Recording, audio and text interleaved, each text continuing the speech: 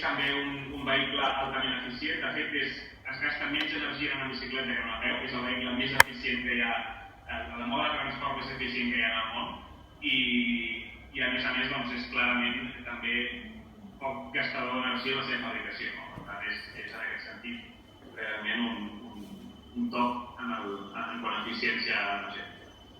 Com sabeu, és capaç de moure molta gent i a més moure molta gent de forma silenciosa. Si heu anat mai a alguna massa crítica o alguna manifestació en bicicleta, és sorprenent el nivell de silenci que pot haver-hi en el moment en què no hi ha cotxes en un carrer i tota la gent està en bicicleta. És també un mode molt segur, és a dir, un mode que al tenir una baixa velocitat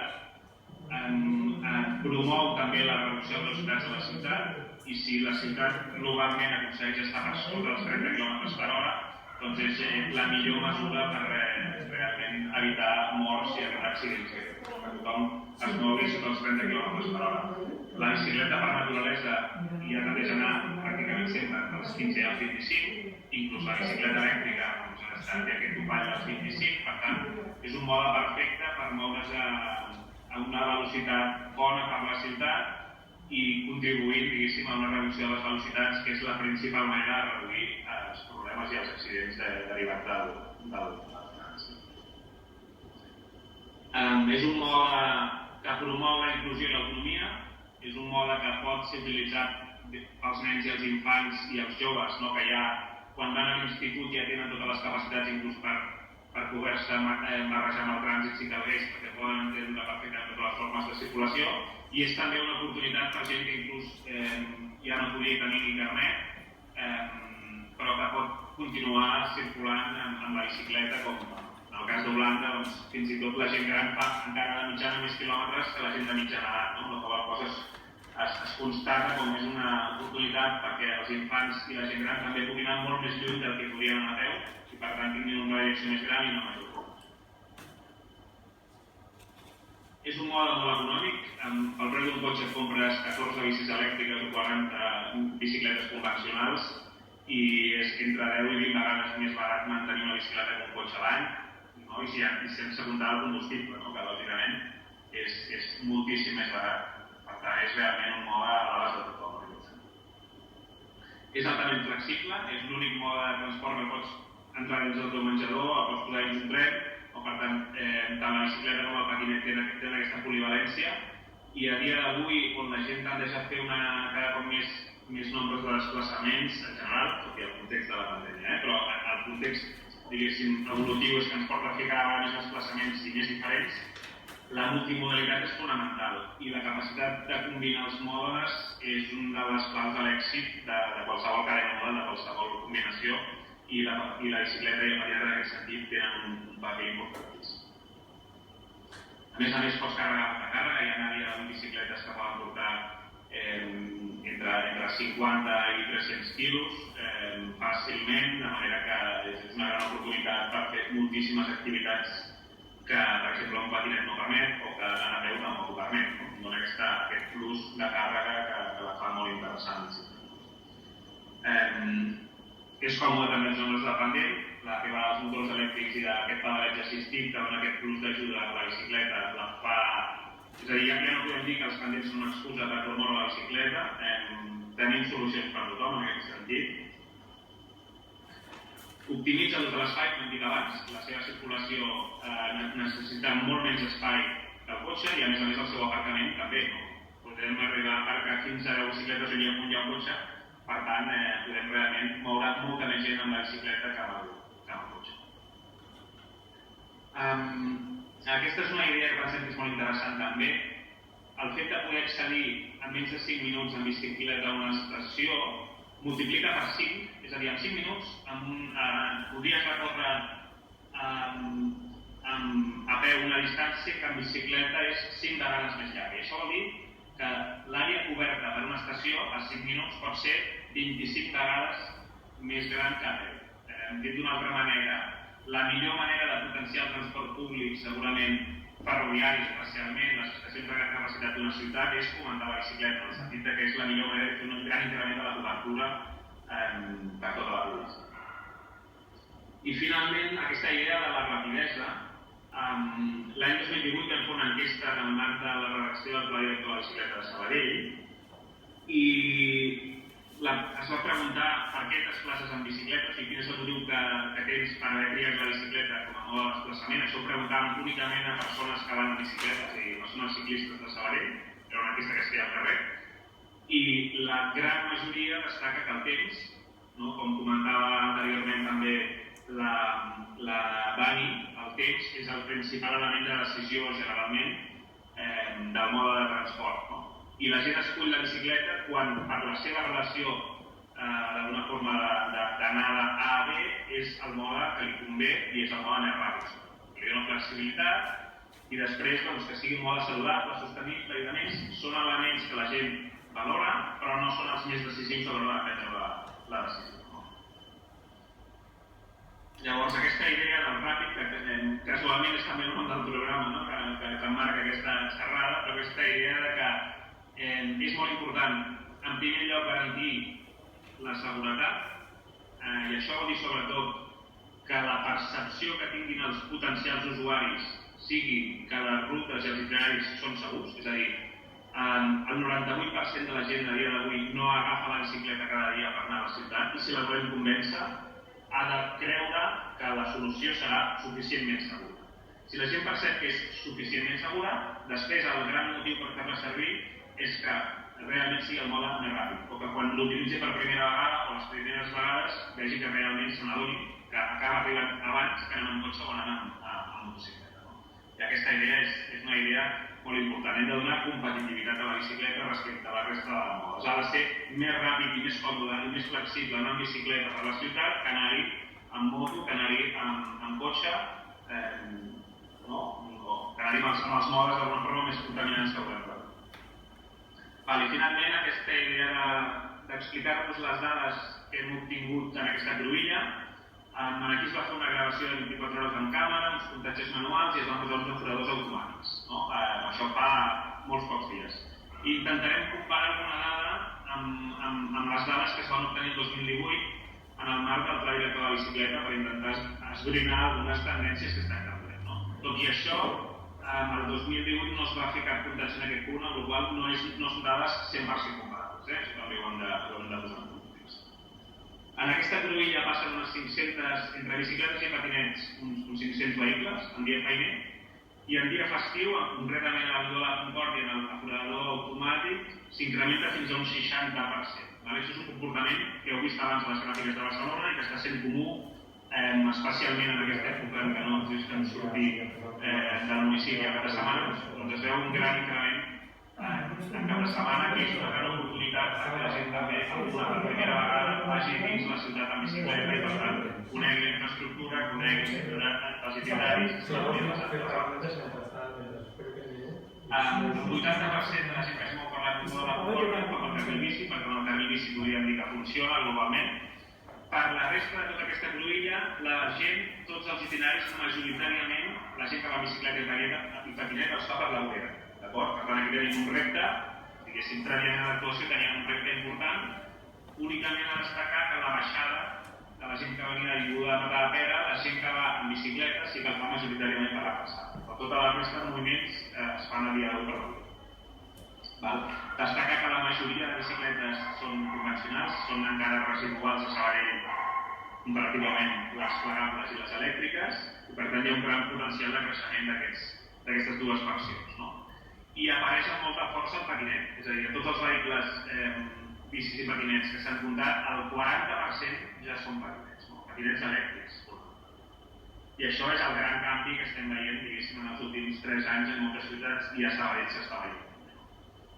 Una segona idea, veiem que la majoria d'usuaris són homes. Això no és un bon indicador de la salut ciclista de la ciutat. En una ciutat holandesa trobaríem una paritat, pràcticament, del 50% d'homes i dones en l'ús de la bicicleta. I, en canvi, veiem que sí que hi ha un nivell de paritat important en l'ús del patinet.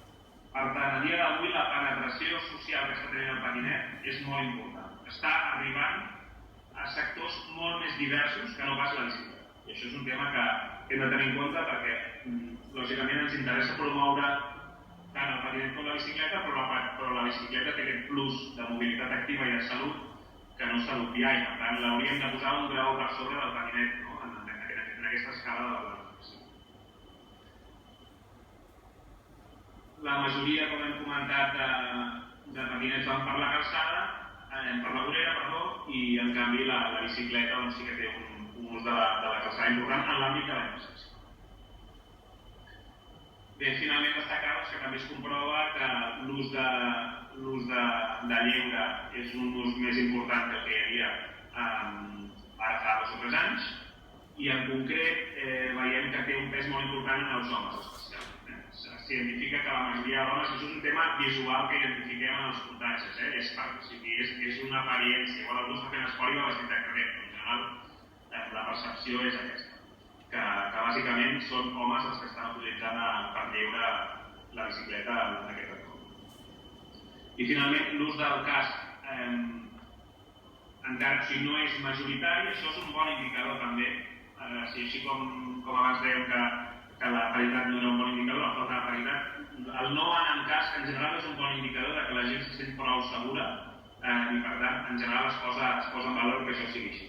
Respecte a fa 3 anys s'ha incrementat però també per aquest increment de l'ús del lleure que estàvem. I finalment alguna comparativa per veure una mica el camí que pot recórrer la ciutat. A dia d'avui la quota modal de la bicicleta està poc més de l'1,5%, vol dir que poc més de l'1,5% dels desplaçaments en dia feina es fan en bicicleta, són un 2% dels interns, i amb l'ús de connexió amb altres municipis l'ús és menor, i tenim uns 38 quilòmetres de carrils bici que ens dona aquest ràtio de pràcticament 2 quilòmetres per cada 10.000 habitants. Si ho comparem amb altres ciutats com Mataró o Terrassa, veiem que és rellevant els quilòmetres de carril bici que té Sabadell. És cert que estan en barris de nova construcció, en certes perifèries, i el que falta clarament és estructurar l'àmbit central. Però té un ràtio en aquest sentit que no és dolent comparat amb altres ciutats de la regió.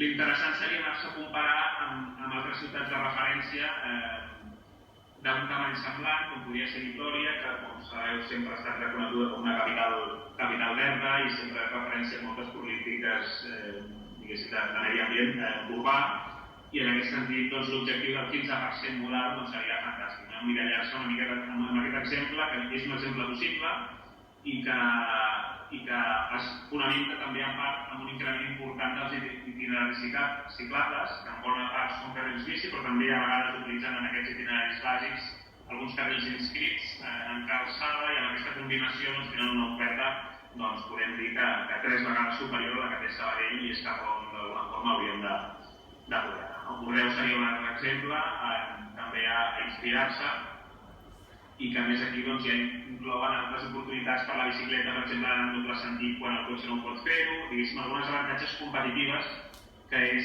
part de la solució, com dèiem abans, perquè la bicicleta sigui realment més ràpida i més competitiva que el cotxe a la ciutat. I per acabar, el repte és que la gent canviï d'hàbit, que la gent deixi el cotxe al qual està tan acostumat i s'animi a provar la bicicleta. Aquest procés té diverses fases que una mica van i tornen, estan interrelacionades, han de conèixer l'oferta que té la ciutat, el tema potser inclús de tenir un simulador els permet imaginar des d'una altra perspectiva aquesta oportunitat, han d'entendre bé la normativa, com s'han de comportar, quin és el seu espai, com ha estat pensada la intersecció, si ha de ser fàcil de comprendre l'entorn, s'han de motivar per un dia a fer el pas, per tant hem d'aconseguir que un dia ho provin. En el context del lleure que s'està donant aquest cap de setmana, a dia d'avui és una oportunitat per fer aquesta prova, però el més important de tot és que es fidelitzin, és a dir, que una vegada hagin fet aquesta prova, realment s'animin a continuar. I aquí és on és molt important una combinatòria d'accions, que no és únicament fer infraestructura, que és una fonamental, però que és també acompanyar amb l'educació, la participació, en una correcta comunicació, una normativa adaptada que afavoreixi l'ús quotidià de la bicicleta i no que el dificulti, i una planificació a llarg termini que d'alguna forma permeti anar recosint la ciutat i donant a la bicicleta aquest ús i aquest paper prioritari que la converteixi al final en un mode ideal per gestionar aquest context de pandèmia i en general per resoldre el repte de la salut, no?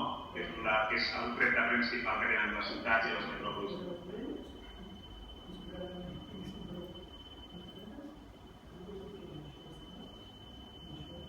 Perfecte. Perfecte, Jordi. Doncs moltes gràcies per aquesta radiografia tan precisa de la situació de la bicicleta a Sabadell i per mostrar una mica els avantatges que té. Jo crec que ens has animat a tots els que ja ho fem a agafar encara més la bicicleta i els que no ho fan a posar-s'hi. En aquest cas ara passaríem a la part més tecnològica, ja per finalitzar la part de presentacions i de demostracions. Aquesta simulació que hem fet de la nova via ciclable que s'ha posat en marxa en el marc del Pla Covid-19 de Sabadell. En aquest cas, aquest tram que està als voltants de la Gran Via Nord, la cruïlla entre l'avinguda Matadepera i Gran Via. Us ensenyarem el primer, diguem-ne, la vista aèria, a càrrec del Michael King de Pixelmill. Are you here, Michael? Yes, hi, Ariel. Hello. Per tant, el Michael us explicarà així molt breument aquest model 3D i després passaríem a fer la demostració de la vista de ciclista, en aquest cas amb una persona, amb una noia, la Mariona, que farà la demostració d'ús d'aquesta simulació de vista de ciclista. Intentarem fer-ho primer sense les ulleres de realitat virtual i després amb les ulleres de realitat virtual posades. Michael, the floor is yours. How long shall I take? Brief. Like, try to fit into 5 minutes if possible.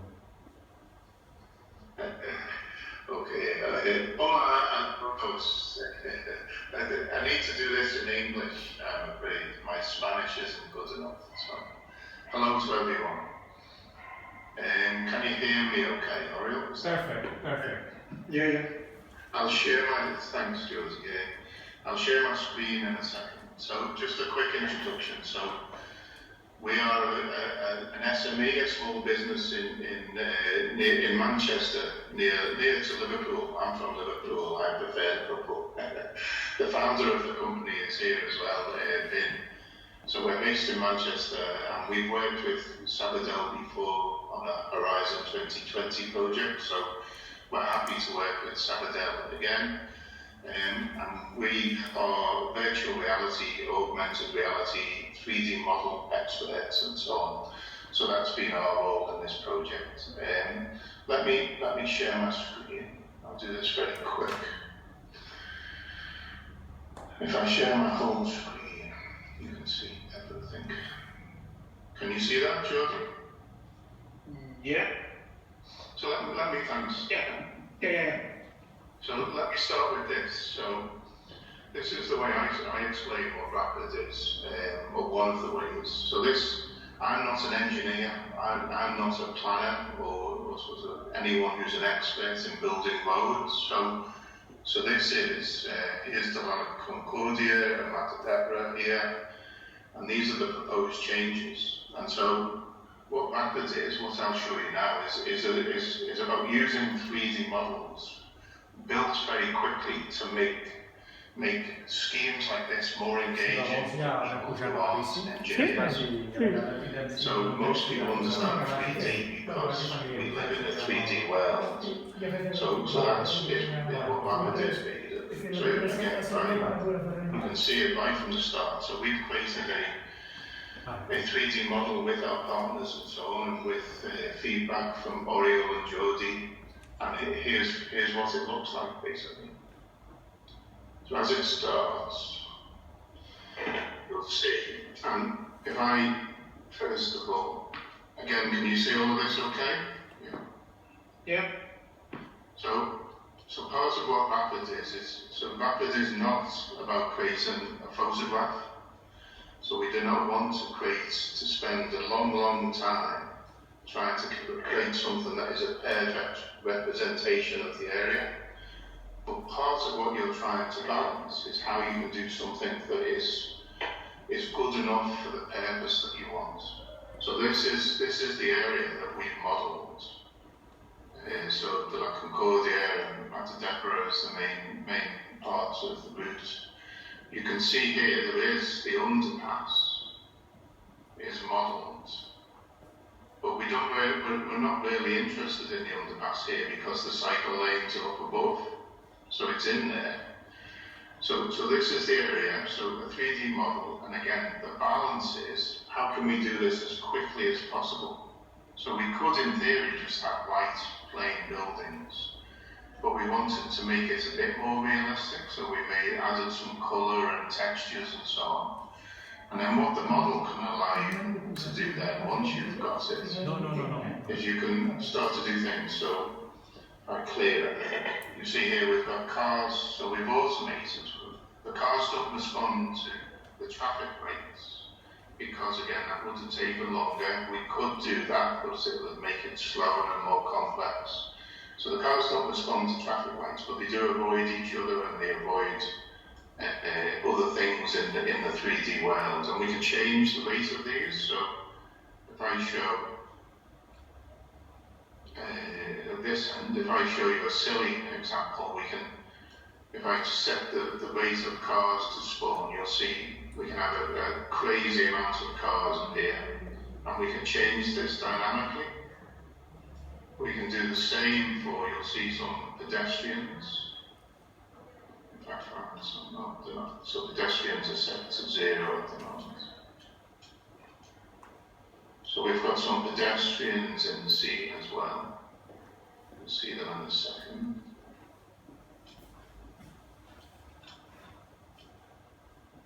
There we go. So again, we can change these people. So these people just spawn at various locations, and they travel. And for the point of this, there's sort of background really, but we can configure this. The point is, we can change this in any way quite quickly. Really. So if I just switch off this and reset. So that's an overview of the model, and hopefully you can recognise it if you know the area. What we can do then is, if we return, what we've added in is this button that now I can no longer fly now. I'm fixed at the height of a cyclist, about 1.5 metres high. So here, for people who know it, there's a bus stop on Concòrdia, and then here's the existing cycle lanes that are in place. So if I follow these, and you're about to see, in a second, you'll see the virtual reality bike, which we created, I think, 4 or 5 years ago. One of the people who was behind the creation of this, Billy, is on the call as well. And so it's the same model you'll see on the VR bike, but we thought it would be more useful and easier for you to see in this format first. So it's exactly the same model, but the VR bike is great for trying to experience it in real life, and it's a bit fun really. So here's the existing cycle lane, and then I think what people then have to do at the moment is they go on the pavement and they get to here and they look around, and when there's a gap, they travel across and across Gran Via and here, and they look away again, wait for a gap, and then travel across, and so on. So here's how it looks at the moment. And then if I sort of travel back, we can then switch on the cycle lanes and experience it again.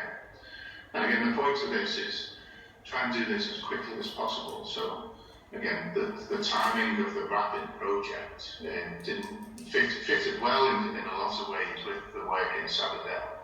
But in the future, you might want to do this with any country, and we're talking to cities in the UK about the same challenges, about trying to engage citizens in this. So if I now switch the new cycle lanes on, you might see them flash up here. So in exactly the same model, but now we can see the new cycle lanes. And how I think you go across here, and then I can look out for traffic, travel across the painted line, and then here's the bollard where it's segregated. and I can check and travel across. So this is obviously me just pressing the key. But on the VR bike, you actually cycle to move forwards and you turn the handlebars to move left and right. So we thought this would be just a useful, you can see it in a more detailed way in this format. And obviously this sort of format fits well for consultations in a COVID world where you can't sort of get together. So if anyone wants to come back to this model later, we'd be happy to come back to it and maybe discuss a certain part of the area. But I think that's where I should hand back to Orion. Hopefully everyone's got a flavour for a feel for the model. Great, thank you very much. Yeah, I think it has been very, very clear, and we see well what this is about. Només una rapidíssima traducció d'aquesta explicació del Michael King de Pixelmip, d'aquesta PIME de Manchester especialitzada en realitat virtual augmentada i models 3D. Ens ha ensenyat primer el gràfic que hi ha en el projecte executiu d'aquesta via ciclable, l'heu vist al principi, una cosa doncs, en 2D evidentment, no? I després comparat amb aquesta vista de 3D que és molt més visual i molt més entenedora per persones que no són expertes. Això ho ha ressaltat. També ha ressaltat molt que no és una foto 100% igual a la realitat, és evidentment menys precisa, es modelitza allò que interessa. Per exemple, no hem modelitzat els túnels subterranis de la Gran Via perquè no és el propòsit d'aquesta modelització. Fer-ho ràpid, com el nom del projecte, això era l'objectiu. I també que permet, la innovació és que permet també jugar amb aquest model, és a dir, podem posar menys cotxes, més cotxes, la pròpia ciutadania que està participant en aquesta avaluació del projecte pot canviar el format del model, pot posar el carril bici nou i pot treure'l i per tant pot veure com canvia quan es posa un carril bici i pot opinar sobre aquest carril. I ara veurem, farem aquesta prova en lloc de vista aèria amb la vista de ciclista, amb aquest model utilitzant realitat virtual. Jo ara m'apartaré, confio que pugueu veure la pantalla i la pantalla de televisió i també la bicicleta. En aquest cas hi ha la Mariona damunt de la bicicleta, d'acord? Que l'hem convençut per fer aquesta prova. Volíem també que ho provés la ciutadania. Hem fet alguna prova també aquest matí i ara la volem compartir amb tots vosaltres perquè podeu veure el model i també, evidentment, per no allargar-nos més en la presentació i en la videoconferència, mentre veiem la Mariona en el model, també us obriria també el torn de paraules o de qüestions que vulgueu comentar. Si voleu, mentre carreguem el model, si voleu fer algun comentari preliminar respecte al que us suscita el que s'ha comentat fins ara, veig que esteu aixecant la mà, doncs la Dani Marinova ens aixecava la mà, per tant, sí, Dani, si vols parlar, i també l'Isidre Soler, de moment, veig dues mans aixecades. D'acord, doncs Dani, si vols començar tu. Hola, bona tarda. Em sentiu bé? Sí, sentim bé. Molt bé. Jo soc la Dani Marinova, que soc vocal del Bicicleta Pública de Catalunya i que estem pendents de l'eix central que s'ha fet, i clar, les actuacions de l'Ajuntament que s'han fet. I, entenem que el projecte RAPID és un intent de promoure l'ús de la bicicleta i canviant la cultura, animant la gent que agafi la bicicleta. El que ens preocupa és que l'eix central, la infraestructura que hi ha, no és prou segura pels usuaris de la bicicleta. I som una associació que tenim 20 anys d'experiència i que vetllem pels drets i per la seguretat dels ciclistes. I, per exemple, el que comentava el Jordi Castelló, que l'impediment més gran en què la gent s'animi a fer servir la bicicleta de forma quotidiana és precisament la sensació de seguretat, que és una sensació subjectiva, no? I el carril que no és un carril, que realment és el carrer tal com estava abans, però pintat amb l'ús de bicicleta i amb l'ús de velocitat 30, no? O sigui, l'única segregació que hi ha en tot l'eix de 9 quilòmetres són les parts que s'han fet en l'entorn d'aquesta que és la simulació. O sigui que el carrer físicament s'ha quedat tal com estava abans i sí que hi ha estudis que el Jordi segurament els coneix també d'aquesta percepció de seguretat que en un eix on es respecta la velocitat de 30, que és un altre tema aquí a Sabadell, on es respecta la velocitat de 30, però les bicicletes hem de compartir el carrer amb vehicles motoritzats, la percepció de que només un 28% dels ciclistes se senten segurs. I quan aquesta velocitat és superior als 30, aquest percentatge baixa al 11%. Per tant, i a més, no va només de percepció de subjectivitat, o sigui, estem parlant d'un eix comercial amb molt de trànsit i a més trànsit d'autobusos i de vehicles de mercaderia, o sigui, vehicles de grans dimensions que sovint, o sigui, ho dic des de la meva experiència, d'anar en bicicleta per Sabadell cada dia, sovint no respecten les distàncies laterals de seguretat. Per tant, el que ens preocupa, a més de no tenir una infraestructura adequada que garanteix la seguretat, és fer aquesta campanya per promoure l'ús d'aquest eix central quan realment nosaltres creiem que tenim la raó que aquest eix no és suficientment segur. I fins aquí la meva... Queda clar, Dani, gràcies. No podem fer més debat, però ha quedat molt clar el comentari i el recollim. Isidre. Hola a tothom, bona tarda. Bé, penso que és interessant el fet de recordar-nos les avantatges de la bicicleta per la salut, per la mobilitat, per l'emergència climàtica. I també una mica veure aquestes possibilitats que la tecnologia té per poder decidir aspectes, en aquest cas, relacionats amb la bicicleta. Bé, benvingudes, no? Però la gent que anava en bicicleta i la gent que fa molts anys que estem reclamant que millores i que hi hagi les infraestructures adequades a la ciutat, la reflexió és que no acabem d'avançar gaire. Jo poso un exemple molt clar que vull dir, perquè la gent vol anar en bicicleta però no hi ha les infraestructures necessàries i adequades perquè hi sigui. L'any 1999, o sigui fa més de 20 anys, es va aprovar un pla director de bicicleta i el govern que va entrar al maig del 1999 i era regidor i van fer coses amb la bicicleta i vaig preguntar, però això no s'aplica, no sabia ni qui havia fet aquest pla director. Un poc com a exemple, de vegades una cosa és la voluntat i l'administració o els que governen van per l'altra banda. És un exemple. A veure, tenim un nou pla director de bicicletes, des d'un any i mig que s'ha aprovat i a mi m'agradaria saber en aquest temps què és el que s'ha implantat. Perquè per la vista de Concòrdia i del mandat anterior, per la bici del Grup de Corrent també.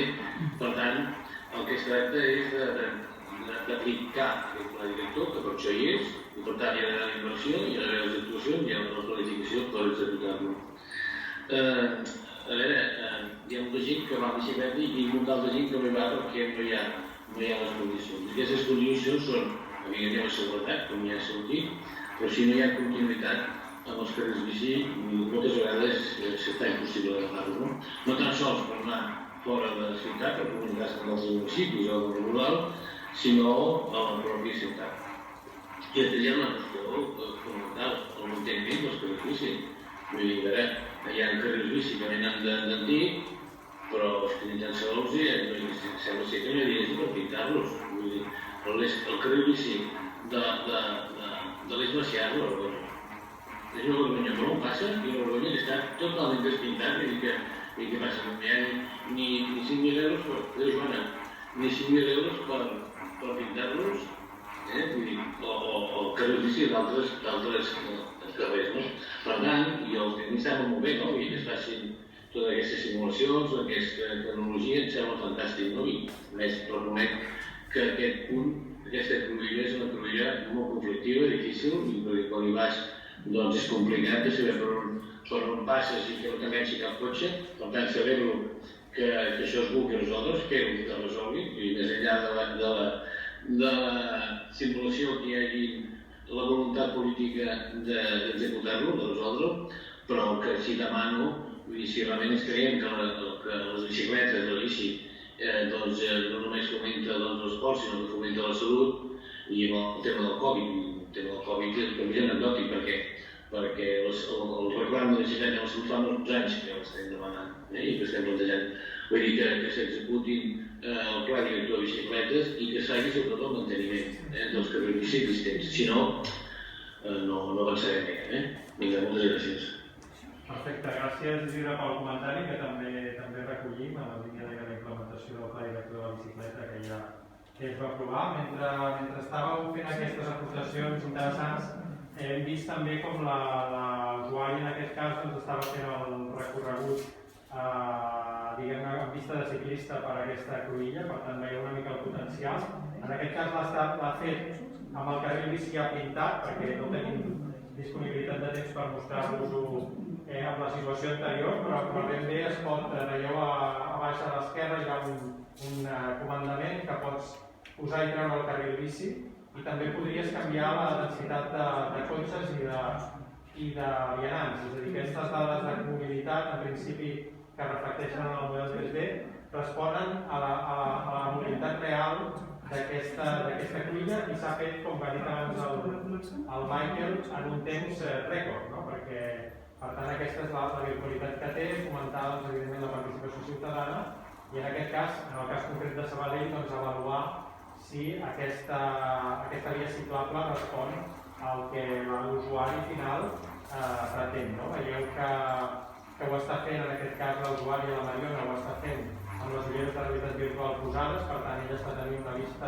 immersiva i evidentment és una metodologia de participació ciutadana interessant i molt més lúdica, com deia també el Michael abans, que diguem-ne ensenyar un projecte executiu, amb tots els respectes, evidentment per la feina que hi ha al darrere, que és molta de tot projecte executiu, però en tot cas això és una mica la cigareta que pot afavorir en un moment donat que pugui arribar a un públic diferent, i això és una mica el que pretenem en aquest tast de modelització que evidentment, com també s'ha dit amb el cas de Copenhagen, es pot aplicar a moltes infraestructures, per tant és una idea interessant no només per la mobilitat, no només per la bicicleta, sinó per en general moltes de les actuacions.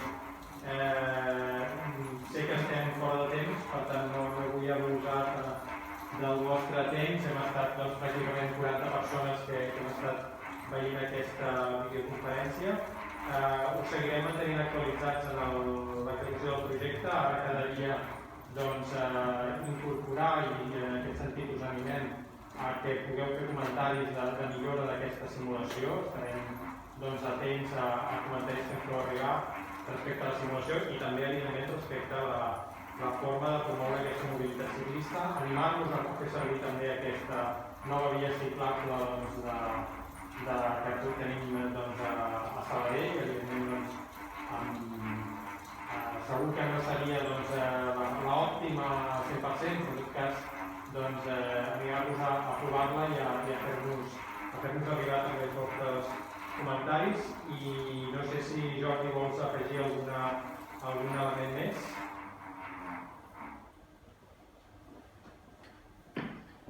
No. D'acord.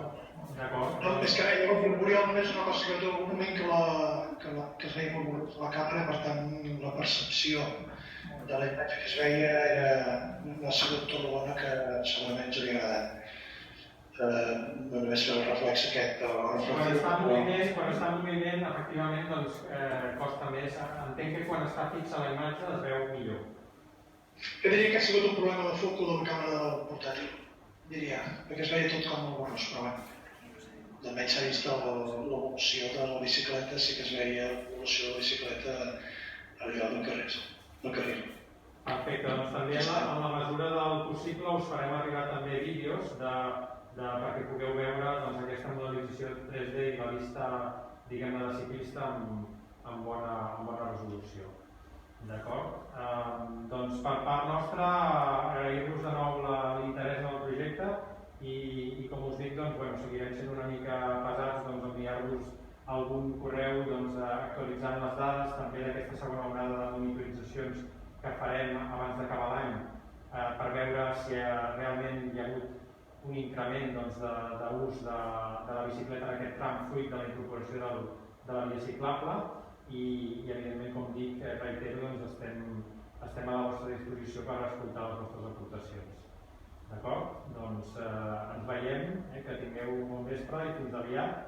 Thank you also to our colleagues in London and in Stuttgart, okay, and we keep in touch.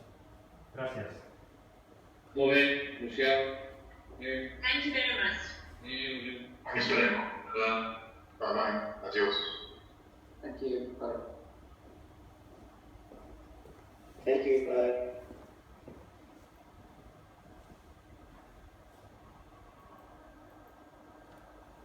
Ostres, diu que no s'ha vist bé, collons, tu no fotis. No